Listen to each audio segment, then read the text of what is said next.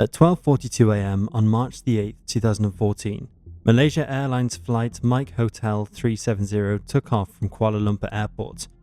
The Boeing 777-200ER slowly ascended and turned towards Beijing, climbing to its assigned cruising altitude of 35,000 feet. The first officer flying the plane was 27-year-old Fariq Hamid, who was completing his final training flight before becoming fully certified. His instructor that day was Zaharie Ahmad Shah, a 53-year-old senior captain at Malaysia Airlines. Known for being somewhat overbearing, Zaharie, a married father of 3, would have commanded utmost respect from his trainee. On board the flight were 10 flight attendants and 227 passengers, including 5 children. Most of the passengers were Chinese, but there were also a few from other parts of the world. While Hamid flew the plane, Captain Zaharie handled the radios. The transmissions that day were somewhat unusual. At 1:01 a.m, he radioed that they had levelled off at 35,000 feet, whereas the norm is to report leaving the altitude, not arriving at one. At 1:08 a.m, the flight crossed the Malaysian coastline and set out across the South China Sea in the direction of Vietnam. Zaharie again reported the plane's level at 35,000 feet. For 37 minutes, the flight followed its expected path without incident, and when Malaysian air traffic controllers handed them over to Vietnamese air traffic controllers, there was nothing to suggest that anything was untowards. As was usual, the captain said, "Good night, Malaysia 370. This was the last contact anyone had with the plane. 5 seconds later, at 1:21 a.m, Mike Hotel 370 entered Vietnamese airspace. At this point, the symbol for the aircraft's transponder disappeared from the screens of Malaysian air traffic control. 37 seconds later, the airplane vanished entirely from secondary radar. The Vietnamese air traffic controllers were aware that the aircraft had not checked in and should have immediately notified Kuala Lumpur. On several occasions, they attempted to contact Mike Hotel 370, but were unsuccessful, and by the time they decided to call Kuala Lumpur, 18 minutes had passed since the aircraft had disappeared from their radar screens. The Aeronautical Rescue Coordination Centre in Kuala Lumpur should have been alerted within an hour of the aircraft's disappearance. However, by 2:30 a.m, they still had not been informed, and due to confusion and incompetence, it took an additional 4 hours before an emergency response was finally initiated at 6:32 a.m, the time the aircraft should have been landing in Beijing. The search for the aircraft initially focused on the South China Sea between Malaysia and Vietnam. A total of 34 ships and 28 aircraft from 7 different countries participated in the efforts, but they were searching in the wrong area. As the disappearance made headlines around the world, the family and friends of the lost passengers waited anxiously for news of their loved ones. Within days, primary radar records retrieved from air traffic control computers revealed that after Mike Hotel 370 disappeared from secondary radar, it made a sharp turn to the southwest. The aircraft then flew back across the Malay Peninsula and circled around the island of Penang. From there, it continued northwest up the Strait of Malacca and into the Andaman Sea, eventually fading from radar range. This segment of the flight took more than an hour to complete, suggesting that the situation was not a typical hijacking and also did not resemble any known accident or pilot suicide scenario. Less than a week after the disappearance, the Wall Street Journal published its first report about satellite transmissions, suggesting that the airplane likely stayed in the air for hours after losing contact. Malaysian officials eventually acknowledged that this report was accurate, and because the Malaysian authorities withheld critical information, the initial sea searches focused on the wrong area in the South China Sea. Had the Malaysians been truthful from the beginning, floating debris might have been discovered and used to pinpoint the airplane's approximate location, potentially allowing for the recovery of the black boxes. It was also revealed that a military radar had picked up the plane and tracked it, doing a 180-degree turn and then flying back over Malaysian mainland, although at the time they had not perceived it as a threat and no action was taken. Although the Malaysians were officially in charge of the entire investigation, they lacked the resources and expertise to conduct a subsea search and recovery operation. As a result, the Australians took over the effort. Using advanced equipment, they began searching an area of the Indian Ocean located approximately 1,200 miles southwest of Perth, where it was thought the plane had crashed into the sea. This part of the ocean was so deep and unexplored that the first challenge was to map the underwater topography thoroughly enough to safely tow side-scanning sonar vehicles deep beneath the surface. Additionally, The ocean floor was pitch black and lined with ridges. Their efforts were buoyed in July 2015 after a municipal beach cleanup crew on the French island of Réunion found a torn piece of airfoil about 6 feet long that seemed to have washed ashore. Subsequent examination of serial numbers showed that it had come from Mike Hotel 370. Finding the physical evidence of what had already been electronically surmised confirmed that the flight had ended violently somewhere in the Indian Ocean. The question is, where?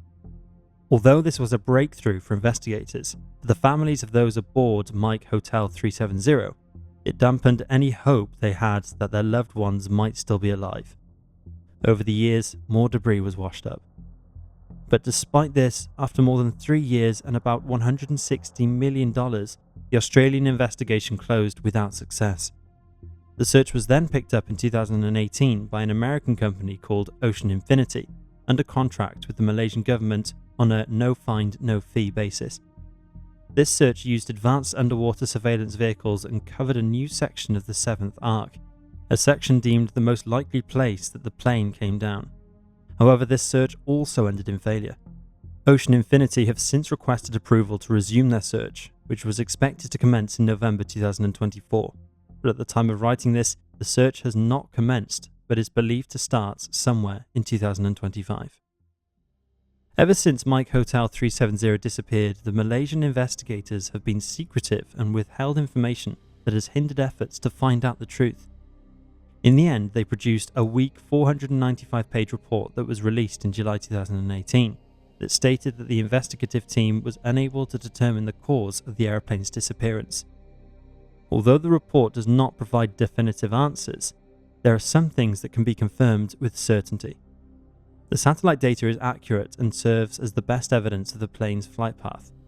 It is inconceivable that the flight path it took, accompanied by radio and electronic silence, was caused by system failure or human error, meaning the disappearance of Mike Hotel 370 was an intentional act. Experts are certain that the plane would not change course in any circumstance unless it was manually instructed to do so. No system failure, computer glitch, or other catastrophic event in the cockpit would be able to explain the flight path Mike Hotel 370 took. So the only explanation is that control of the plane was taken from within the cockpit. This occurred during a 20-minute window from 1:01 am when the aeroplane leveled off at 35,000 feet to 1:21 am when it vanished from secondary radar. During this period, the airplane's automatic condition reporting system sent its regular 30-minute update via satellite to the airline's maintenance department. This update reported the fuel level, altitude, speed, and geographic position of the aircraft, indicating that there were no anomalies. The successful transmission confirmed that the airplane's satellite communication system was functioning as it should at the time. By the time the airplane vanished from secondary radar, it is likely that one of the pilots was incapacitated or had been locked out of the cockpit. Primary radar data later suggested that the pilot flying Mike Hotel 370 manually switched off the autopilot before making a sharp turn to the southwest. This maneuver indicates that the airplane was deliberately depressurized, likely to subdue the passengers who would have remained unaware of any issues until the oxygen masks deployed. Mike Exner, an electrical engineer and member of the independent group, analysed the radar data and believes the airplane climbed to 40,000 feet during the turn, subjecting passengers to strong G-forces. This climb would have accelerated the depressurization effects, causing rapid incapacitation and death among the cabin occupants. The scene would have been dimly lit by emergency lights, revealing passengers belted in their seats, with their faces against the ineffective oxygen masks. In contrast, the cockpit had 4 pressurized oxygen masks that provided hours of air supply for the pilots. At 2:22 am, travelling at nearly 600 miles per hour, the airplane was an unidentified blip on radar approaching Penang. Nearby Butterworth Air Base housed Malaysian F-18 interceptors and air defence radar, although allegedly no one was monitoring it. The Malaysian Air Force officials hit back at this claim, suggesting that the air defence radar had been actively monitored, and they did not intercept the aircraft since it was friendly and did not pose any threat. The question, of course, is why, if the military knew the airplanes had turned around and was flying west, they did not disclose this information to the search party who was searching in the wrong area. At 2:25 am, the satellite communication system reactivated, likely indicating that the electrical system had been restored. This reactivation prompted the airplane to send a log-on request to Inmarsat, leading to the establishment of the first connection. A dispatcher attempted to call the airplane, but the call went unanswered. The data showed that the airplane had made a wide turn to the south, which investigators refer to as the final major turn. At this point, Indonesian air defense radar should have detected the airplane. However, it was reportedly turned off for the night. It is likely Flight Mike Hotel 370 was now on autopilot. The question arises, was this a passenger hijacking? It seems unlikely, as since 9/11, the cockpit doors of planes are securely fortified and monitored, and only a brief 2 minutes passed from Zaharie's good night to the start of the diversion, along with the loss of the transponder signal, giving hijackers no time to access the cockpit and divert the plane without either pilot sending a distress signal. While it's possible the hijackers knew the pilots and were invited in, this still doesn't explain the lack of radio transmission during the turn away from Beijing. Both control yokes had easily accessible transmitter switches, allowing for a signal to be sent before a takeover. Additionally, all passengers and crew members have been investigated and cleared of suspicion by teams of Malaysian and Chinese investigators, aided by the FBI. It's possible that stowaways, unrecorded on the airplane's manifest, hid in the equipment bay, gaining access to circuit breakers that could unlock the cockpit door. However, this scenario had issues. The locks make a loud click when opened, a sound familiar to the pilots. The hijackers would also have needed to open a galley hatch, climb a ladder, evade the cabin crew and surveillance, and reach the cockpit before a distress call could be sent. We must also consider the motives behind hijacking, such as money, political reasons, publicity, war, or terrorism.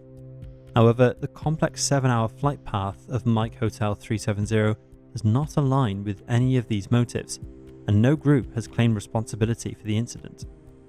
So is there a different explanation? A hijacking from within by a rogue pilot? This raises the unsettling idea that a pilot could kill hundreds of innocent passengers as collateral for their own demise. In the case of Mike Hotel 370, the co-pilot appears unlikely to be the perpetrator. He was young, optimistic, and planning to get married, with no history of trouble or dissent. In contrast, the Captain Zaharie raises concerns. Official reports portray him as a good pilot and devoted family man, but this image is contradicted by signs of personal issues that have been overlooked. Investigations revealed troubling aspects of Zaharie's life. The official account depicted him as having good stress management and no signs of emotional distress. However, after speaking to people who knew him, it became clear that he was a troubled man. His wife had moved out, and he spent a significant amount of time alone whilst waiting between flights.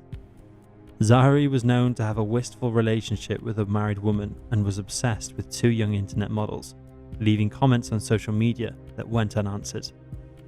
He seemed disconnected from his life, with his grown children not providing the companionship he needed. Investigators suspect he may have been clinically depressed.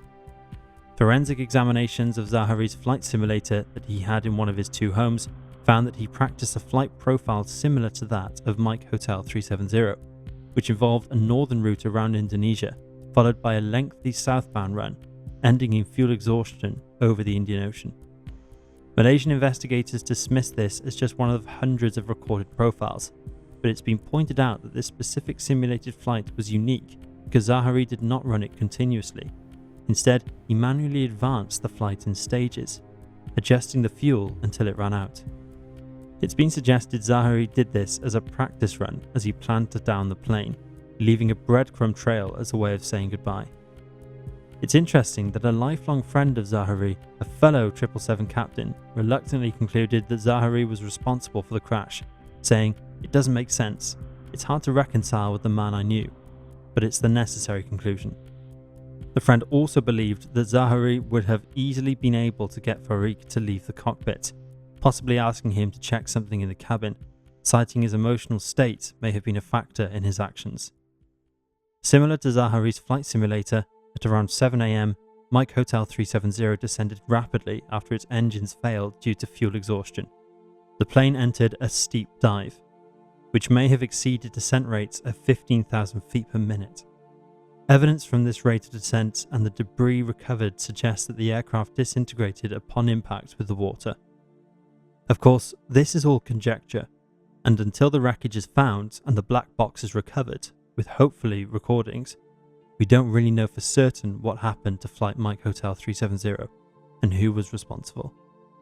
For now, the aircraft lies in its underwater grave, somewhere at the bottom of the Indian Ocean.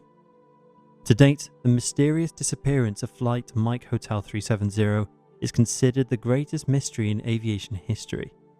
It not only captures the imagination of the public and internet sleuths, but also holds the grim distinction of being the single deadliest case of aircraft disappearance ever.